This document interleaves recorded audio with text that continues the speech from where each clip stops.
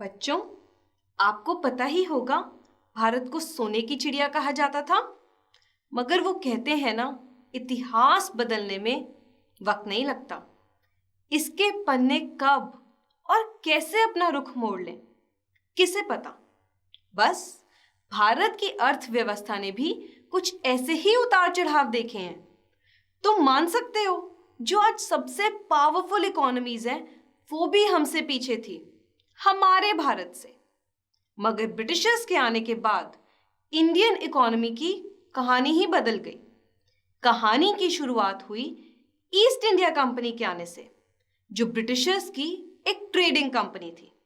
इन्होंने सबसे पहली फैक्ट्री सूरत में लगाई, जिसकी परमिशन उनको मुगल एम्परर जहांगीर से मिली। इसके बाद धीरे धीरे पूरे देश में ये अपना बिजनेस बढ़ाते गए। इनका बिजनेस सेट हो गया। अब नेक्स्ट मूव था अपनी आर्मी यहां सेटअप करना। उसके लिए ब्रिटिशर्स ने कुछ इंडियन रूलर्स को गिफ्ट्स दिए, बहलाया फुसलाया और आर्मी सेटअप करने की परमिशन ले ली। यहां से तबाही मचाने वाली लड़ाइयां शुरू हो गई और उन्होंने देश को पूरी तरह काबू कर लिया, क्योंकि उनका मकसद था हमारे रिसोर्सेज को निचोड़ कर ले जाना। 1858 में जोरों शोरों से विद्रोह भी हुआ। किसने किया ये विद्रोह? हमारे ही कुछ रूलर्स और लीडर्स ने। ये थी फ्रीडम की पहली लड़ाई। But British east India company ने उन्हें चूर चूर कर दिया। इसके बाद चालाकी से पावर शिफ्ट कर दी गई और दे दी गई क्वीन विक्टोरिया को। She became the empress of India. बच्चों, यहां से शुरू हो गया ब्रिटिश राज। 200 साल के रूल ने हमें बना दिया एक गरीब और लाचार देश, क्योंकि हमारी पॉपुलेशन को लेबर बना दिया और हमारे रिसोर्सेज का पूरी तरह से इस्तेमाल किया गया उनके सेल्फिश मोटिव्स के लिए। एक कंट्री जब दूसरी कंट्री को कॉन्कर करके उनकी पॉपुलेशन और रिसोर्सेज को अपने लिए यूज करती है, इसे कहते हैं कॉलोनियल एक्सप्लॉयटेशन, जो भारत ने उस वक्त फेस की। देखो बच्चों, इंडियन इकोनॉमी 3 सेक्टर्स में डिवाइडेड है: एग्रीकल्चर, इंडस्ट्री, सर्विसेज। अब इन्हें थोड़ा डिटेल में डिस्कस करते हैं कि सब सेक्टर्स में एक्सप्लॉयटेशन कैसे हुई। सबसे पहले बात करते हैं primary sector of Indian economy की। ब्रिटिशर्स के कब्जा करने से पहले एग्रीकल्चर सेक्टर बहुत प्रॉस्परस था। तो उनके आने के बाद एग्रीकल्चर सेक्टर में फर्क क्या आया? ब्रिटिशर्स के यहां आने से पहले किसान अपने लैंड पे काम करता था। आज जैसे हम गवर्नमेंट को टैक्स देते हैं, वैसे ही फार्मर को एक लैंड रेवेन्यू राजा को देना होता था, जो कि एक पर्टिकुलर अमाउंट था, रीजनेबल था, वो निकाल लेता था, क्योंकि उसकी कमाई भी अच्छी थी। ब्रिटिशर्स ने यहां आने पर इंट्रोड्यूस किया जमींदारी सिस्टम, क्योंकि उन्हें लगा इंडिया के लैंड से भी तो कुछ रेवेन्यू कमाए। उन्होंने बहुत सा लैंड हड़प लिया और जमींदार को दे दिया। जमींदार को पावर मिल गई। वो गवर्नमेंट और फार्मर के बीच का एजेंट बन गया। किसान जमीन पे काम करने के लिए एक रेवेन्यू देगा जमींदार को, और अगर वो नहीं दे पाता था, उससे जमीन छीन ली जाती थी।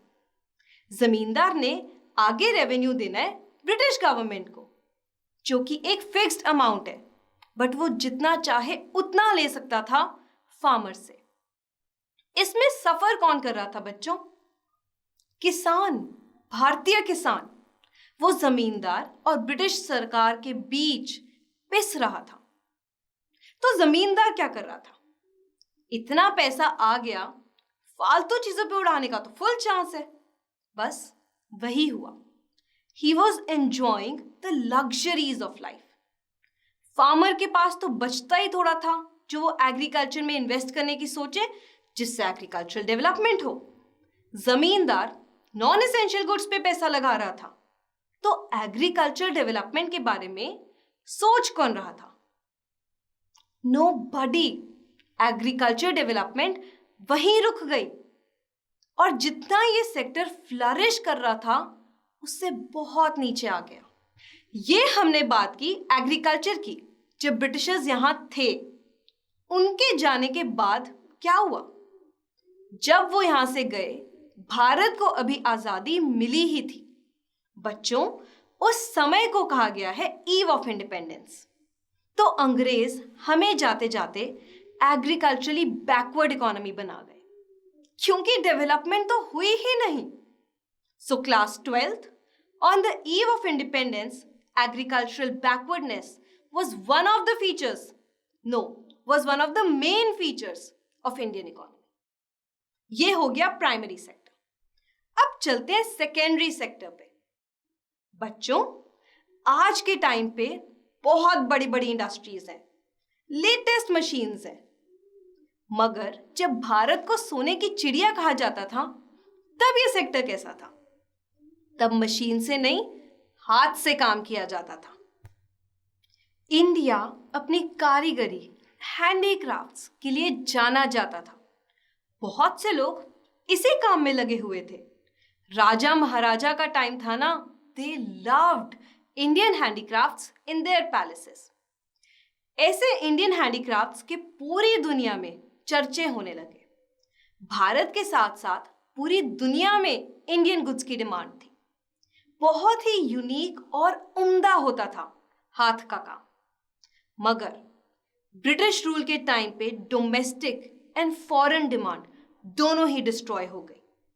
डोमेस्टिक डिमांड, जो डिमांड इंडिया में इंडियन से थी, और फॉरेन डिमांड, जो डिमांड इंडिया में बाहर के लोगों से थी। ये डिमांड डिस्ट्रॉय कैसे हुई? ब्रिटिशर्स ने टैक्स ही ऐसे लगाए कि इंडियन गुड्स की डिमांड फॉल कर जाए और उनके गुड्स की राइज कर जाए। ध्यान से सुनो, जब इंडिया से सामान बाहर भेजा गया, उस पे बहुत हैवी टैक्स लगाया गया, जिससे इंडियन हैंडीक्राफ्ट्स महंगे हो गए और उनकी फॉरेन मार्केट में डिमांड फॉल कर गई। याद करो micro economics, law of demand, जैसे ही प्राइस राइजेस, डिमांड फॉल्स, है ना? दूसरा, अपनी ही कंट्री में अपने हैंडीक्राफ्ट्स की डिमांड कैसे फॉल हो गई? सोचो क्या हो सकता है? जब तुम मार्केट जाते हो तो सोचते हो खरीदने से पहले कि मेड इन इंडिया है या चाइना या यूएसए या यूके। एज अ कंज्यूमर हम सबसे पहले प्राइस एंड क्वालिटी चेक करते हैं, राइट? तो उस वक्त जो ब्रिटेन से गुड्स आ रहे थे इंडियन मार्केट्स में, वो सस्ते थे, क्योंकि वो ड्यूटी फ्री इंपोर्ट कराए गए, उन पे कोई टैक्स नहीं लगा, तो बाय डिफॉल्ट सस्ते थे। इंडियन हैंडीक्राफ्ट्स उनके प्रोडक्ट्स के आगे महंगे लगे।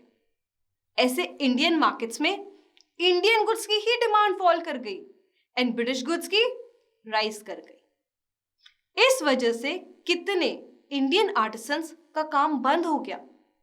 बनाए किसके लिए? कोई खरीदने को भी तो हो। ऐसे उन्होंने हमारी टेक्सटाइल इंडस्ट्री डिस्ट्रॉय कर दी। इंटरनेशनल ट्रेड भी ऐसे ही एक्सप्लॉइट हुआ ब्रिटिश रूल के टाइम पे। अच्छा, याद है ना ट्रेडिंग किस सेक्टर का पार्ट है? Service sector. अब बात आती है कि ट्रेड डिस्ट्रॉय कैसे हो गया। डिस्क्रिमिनेटरी टैरिफ पॉलिसी, यानी टैक्स में भेदभाव से। इंडियन रॉ मटेरियल यहां से टैक्स फ्री जाता था to fulfil the industrial needs of Britain, और ब्रिटेन में बनने वाले फाइनल गुड्स इंडिया में टैक्स फ्री आते थे, जिससे कि वो सस्ते हों एंड उनकी डिमांड बढ़े इंडियन मार्केट्स में, जैसे कि हमने पहले डिस्कस किया। इसी डिस्क्रिमिनेटरी टैरिफ पॉलिसी की वजह से बच्चों, इंडिया बन गया exporter of raw material and importer of final good. ये शो करता है कंट्री की बैकवर्डनेस। तो यहां हमने पढ़ा कैसे हर सेक्टर में एक्सप्लॉयटेशन हुई।